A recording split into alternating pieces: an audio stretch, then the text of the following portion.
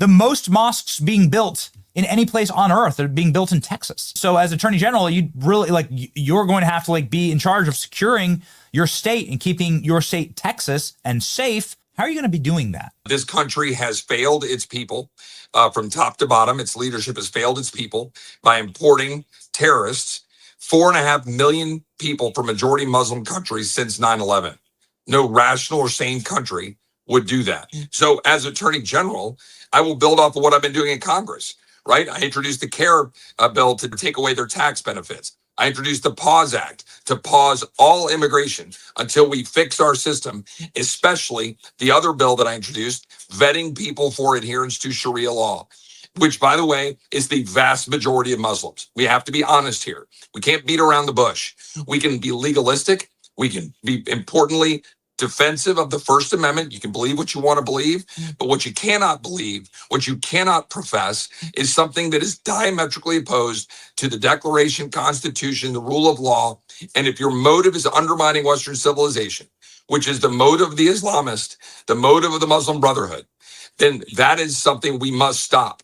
I applaud the president for pausing immigration from a good number of countries. We need to codify that pause. We need to codify the vetting of Sharia law. There is a significant number of organizations in Texas that are flowing dollars to push the advancement, the Islamification of Texas. It's a political ideology designed to flip Texas. And if they flip Texas, they flip America, they flip the West, and they achieve their objectives, which they believe is actually called for in their religious faith.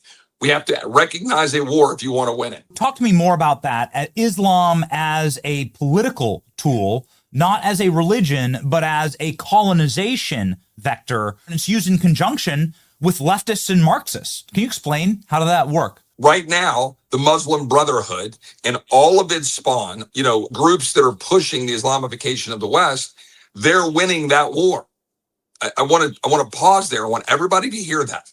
We are losing the war that is being waged against us to come here, take over our political institutions, invade our schools, invade our universities, invade our local political regimes, and then build Islamic societies within our Judeo-Christian country and try to flip it from within. But in Texas, enforce the law, stop the Deceptive Trade Practices Act, stop their blatant violation of zoning issues, attack them for violating the First Amendment because they're establishing a Sharia-only neighborhood and community. Go after them, cut the funding off, and be very clear that's not going to exist in Texas.